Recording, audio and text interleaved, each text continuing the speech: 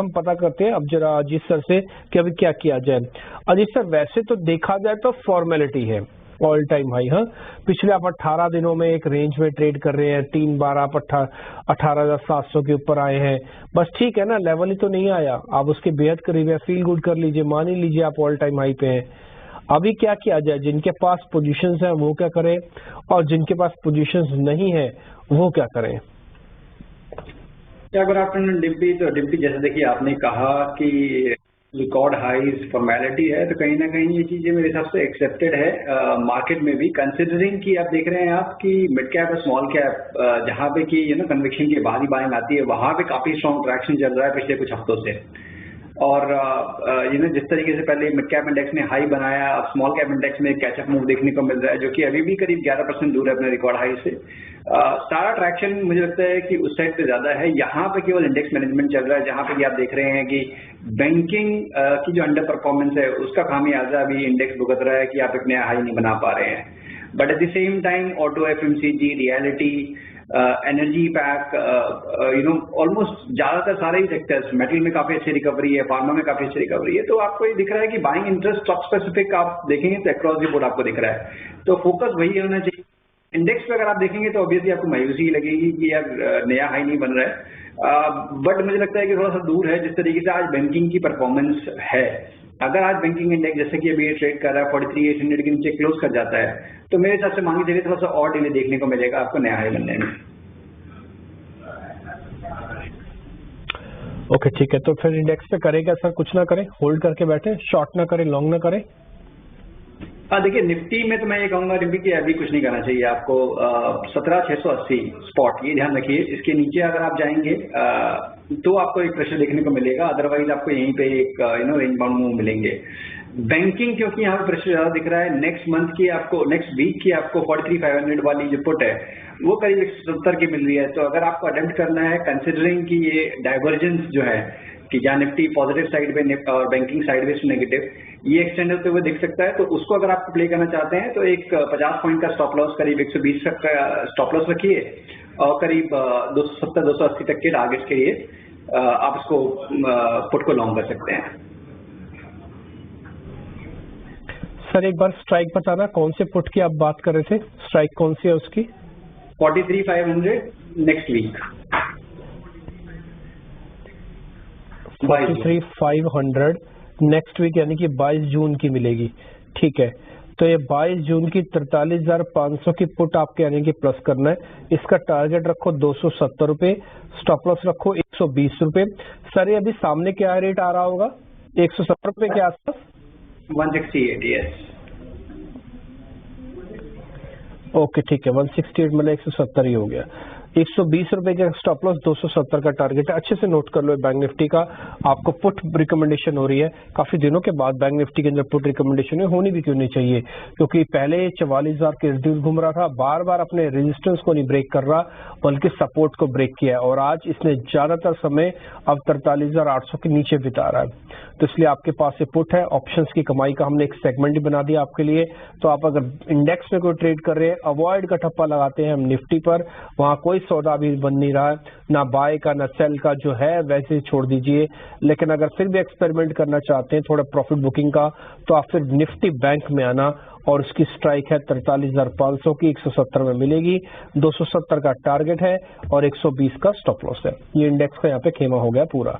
अब हम थोड़ा और आगे बढ़ रहे हैं, आज स्टॉक्स की बात अभी शुरू करने वाले हैं, लेकिन इससे पहले बाजार के और पहले तेजी वाले शेयर्स अब आपकी स्क्रीन पर आएंगे।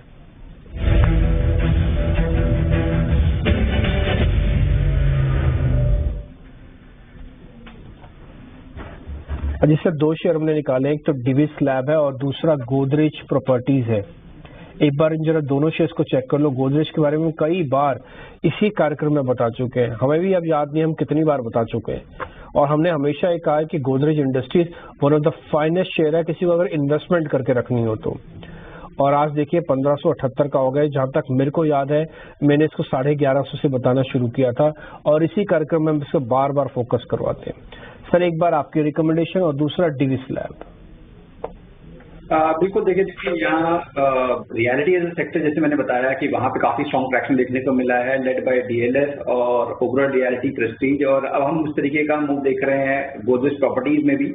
तो काफी अच्छी रिकवरी है, 1000 से लेकर अभी करीब 1570 के लेवल्स आप ऑलरेडी रेस्ट कर चुके हैं। प्रीवियस स्विंग हाई आपका करीब 1510 के अराउंड पे था, जिसको आज आपने क्रॉस किया है। तो मुझे लगता है कि ये मोमेंटम अभी कंटिन्यू रहेगा, तो 1710 1720 तक के लेवल्स पॉसिबल हैं यहाँ पे, आपको आने वाले टाइम में दिख जाएंगे। तो यहाँ पे आपको डेफिनेटली होल्ड करके रखना चाहिए 1510 के स्टॉप लॉस के साथ।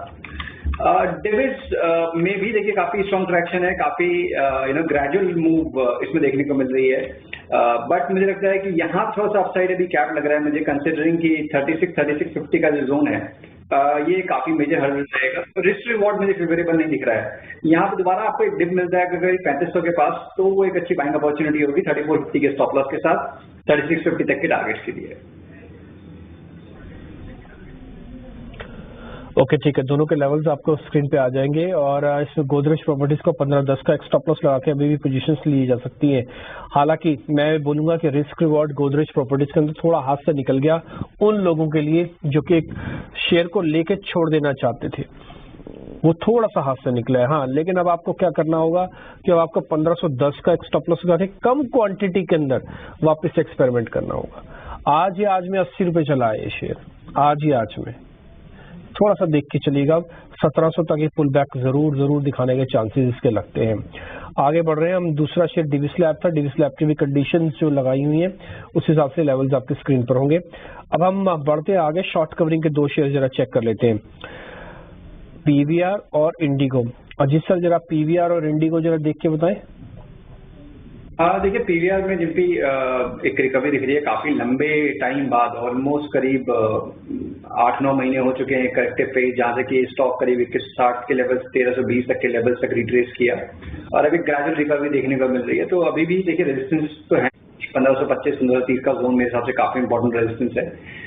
अगर आप इस रिकवरी को प्ले करना चाहते हैं तो ज्यादा एग्रेसिव स्टॉप लॉसेज नहीं, बिकॉज ट्रेंड अभी भी डाउन है।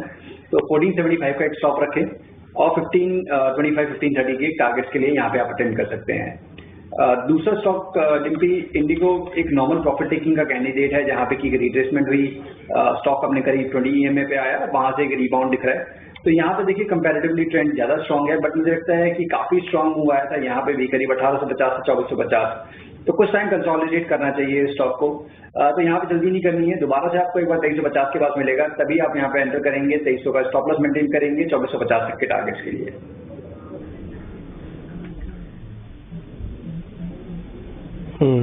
ठीक है, डन।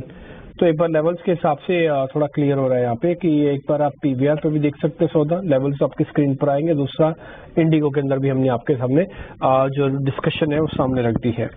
तो 4 शेयर थे हमारे पास, 2 शॉर्ट कवरिंग के थे और एक लॉन्ग पोजीशंस का था, यानी कि एक फ्रेश लॉन्ग का आया। तो उसमें से हमने चुना गोदरेज प्रॉपर्टीज को, दूसरा शॉर्ट कवरिंग में से चुना पीवीआर को और इंडिगो को।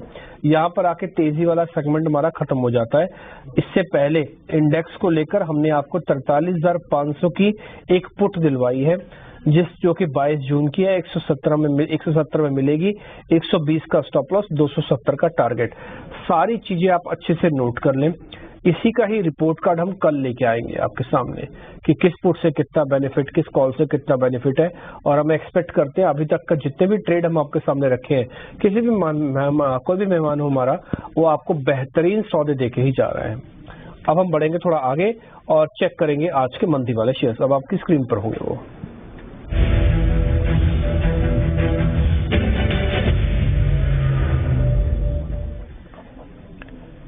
सर 2 शेयर हमने निकाले हैं, एक है विप्रो, दूसरा है इंडसइंड बैंक। इन दोनों शेयर्स को जरा एक बार आप चेक कर लो। देखिए विप्रो तो डेफिनेटली एक अंडर परफॉर्मिंग स्टॉक है with in the large cap IT basket, इसमें कोई राय नहीं है। ऑफ लेट जहाँ पे कि एक अच्छी रिकवरी देखने को मिली थी अक्रॉस द बोर्ड, तो पार्टिसिपेशन यहाँ पे भी हुआ था, बट वो कन्विक्शन जो चाहिए होता है डिम्पी की आप लॉन्ग टर्म एवरेजेस के ऊपर क्रॉस करते हैं, सस्टेन करते हैं, वो चीज नहीं हो पा रही है।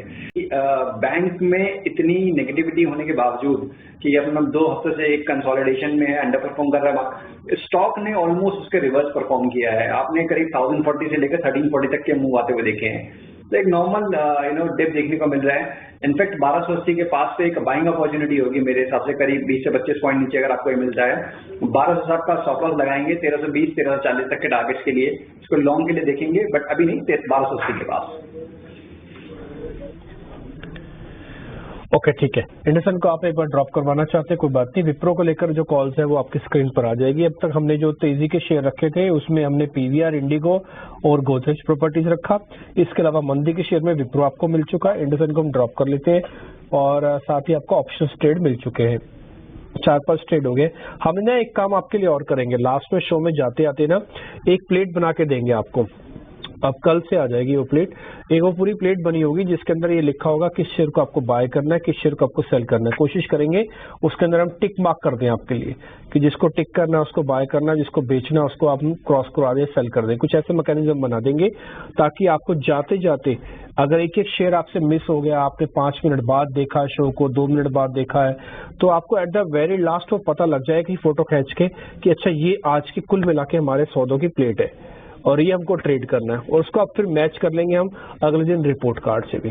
ठीक, अब आगे बढ़ते, जरा अनवाइंडिंग के 2 शेयर फटाफट से पता कर लेता हूँ, फिर अजीत सर आपके ट्रेड लेंगे हम। अनवाइंडिंग के सर 2 शेयर है मेरे पास, बलरामपुर चीनी और दूसरा है जी एंटरटेनमेंट।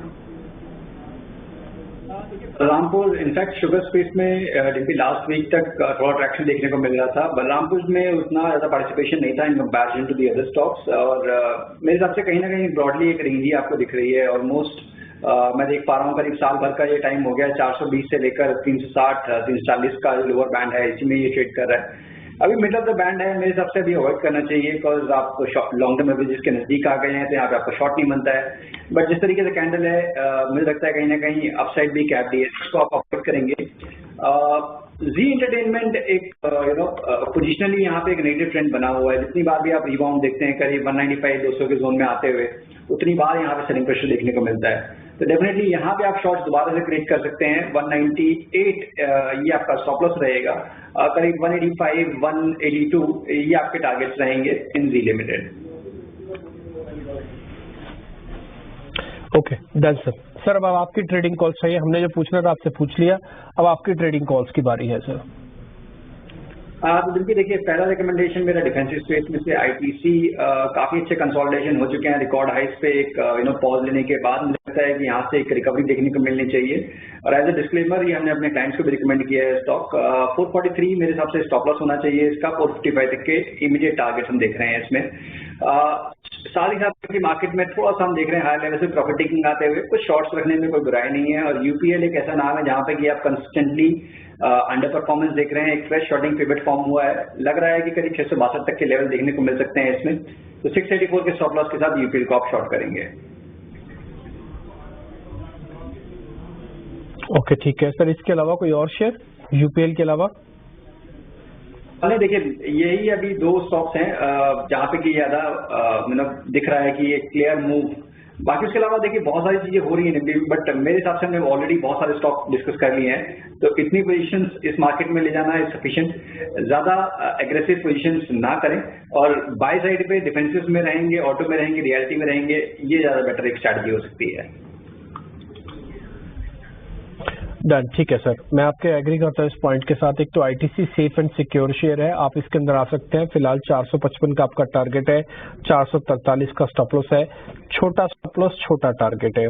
मार्केट में बने रहने के लिए ये ठीक होगा शेयर। दूसरा आपने बताया यूपीएल, ये थोड़ा वीक कैंडिडेट हो रहा है, तो यूपीएल के अंदर टारगेट स्टॉप लॉस आपको मिल जाएंगे। एक शॉर्ट कैंडिडेट है, एक लॉन्ग कैंडिडेट है, आपको दोनों का दोनों सौदा मैच कर गया। दूसरा आते हैं बैंक निफ्टी की जो ऑप्शंस का ट्रेड आपने दिया है, वो भी आपने दिया है 43,500 वाली कॉल का पुट का, माफ कीजिए, और उसके अंदर 170 की आपको प्राइस से मिलेगी ये स्ट्राइक, ये नोट करवा लीजिएगा। 120 का स्टॉप और 270 का टारगेट हो गया। कुल मिला के ज्यादातर सौदे हमने आपके सामने रख दिए, इन्हीं का रिपोर्ट कार्ड हम कल लेके आएंगे। लेकिन लास्ट के 1 मिनट में मेरे को 1-2 शेयर जरा पता करने हैं जो अमूमन लोगों के हाथ में होंगे और वो पता करना चाहते हैं कि उनमें क्या किया जाए। सर पहला रिलायंस, उस पर अपना एक बार आप टेक देख के जाइए, आपका रिलायंस पे क्या सोचना है? डिम्पी देखिए, अगर रिलायंस नहीं होता तो शायद पिक्चर अभी अलग होती, क्योंकि 3 दिन में अगर आप देखें तो 2460 से लेकर करीब 2560, इसने काफी हेल्प की है इंडेक्स की होल्ड करने में अलॉन्ग साइड विद ऑटो और एफएमसीजी काउंटर्स। तो जो एक क्लोज चाहिए था 2520 के ऊपर, वो क्लोज मिल चुका है। तो मुझे लगता है कि रिलायंस में एटलीस्ट एक नेगेटिविटी नहीं देखने को मिलेगी। 2600 तक के लेवल भी पॉसिबल है। इसी का रीजन है जिसकी वजह से हमने निफ्टी को शॉर्ट के लिए नहीं बोला। लिखती रहता है कि शायद ये रिलायंस आपको होल्ड करने में मदद करेगा। तो यहाँ पे पॉजिटिव टोन कंटिन्यू रहेगा जब तक कि आप 2520 को होल्ड कर रहे हैं। 26 से 2620 तक के पोजिशनल टारगेट्स में पॉसिबल है कि आपको देखने को मिलेंगे। ठीक है। अब सर मेरे को आपसे एक शेयर और जरा पोजिशनली पता करना है। अगर फार्मास्यूटिकल्स के दिन आ रहे हैं अच्छे, मैं बहुत सारी फार्मा कंपनी नहीं खरीद सकता। 2 नाम मेरे पास हैं, मैं 2 में से भी एक कर देता हूं ताकि ये भी कंफ्यूजन खत्म हो जाए। आप हाँ या ना में भी इसका जवाब दे सकते हैं, और अगर जवाब हाँ में है तो फिर उसमें टारगेट भी बताइएगा। उस शेयर का नाम है डॉक्टर रेड्डीज। आज डेज हाई पे है। स्ट्रक्चर देख के ऐसा लग रहा है कि बड़े मूव की तैयारी हो रही है। मैं सभी डिफेंसिव शेयर्स को यानी कि फार्मास्यूटिकल्स के शेयर्स को एक तरफ रखता हूं, डॉक्टर रेड्डीज की पोजीशंस को ज्यादा स्ट्रांग समझता हूं। तो क्या हम एक इन्वेस्टर होकर डॉक्टर रेड्डीज में पैसा डाल दें सर? देखिए, आप इन्वेस्टमेंट के पॉइंट ऑफ व्यू से डेफिनेटली लिम्पी मेरे हिसाब से आप अटेंड कर सकते हैं, कंसिडरिंग कि आपने अगर इसको नोटिस किया कि एक पोस्ट नंबर से एक रिएक्शन आया था नेगेटिव साइड पे, उस पूरे मूव को इसने नेगेट कर दिया है, पूरे गैप को इसने फिल कर दिया है। और अभी जब आप 5000 के लेवल को क्रॉस करेंगे तो उसके बाद एक नई ट्रेजेक्टरी यहाँ पे आपको देखने को मिलेगी। तो मेरे हिसाब से अभी भी आपने लूज नहीं किया है अगर आपने फ्रेश लेवल पे भी आप इन्वेस्टमेंट करते हैं। और पोजिशनली अगर बात करें करीब 14-15% के returns mid to long term definitely यहाँ पे दिख रहा है, ऑन द कार्ड्स हैं, जहाँ पे आप अटेंड कर सकते हैं स्टॉक को इन्वेस्ट करने के लिए। ठीक है जी सर, बहुत बहुत शुक्रिया, थैंक यू वेरी मच। आज हमने आपसे 1-2 शेयर अलग से पता कर लिए। एक्चुअली ज्यादातर शेयर्स ना लोगों के हाथ में है, इसलिए हमको थोड़ा पता करना पड़ा, लेकिन अदरवाइज हमारा जो रिपोर्ट कार्ड होगा वो उन्हीं शेयर्स पे बेस्ड होगा जो हमने आपसे पूछे या आपने जो हमको बताए हैं। बहुत बहुत शुक्रिया sir, thank you very much आज कार्यक्रम का हिस्सा बनने के लिए। फिलहाल इस कार्यक्रम से भी इतना ही, नमस्कार।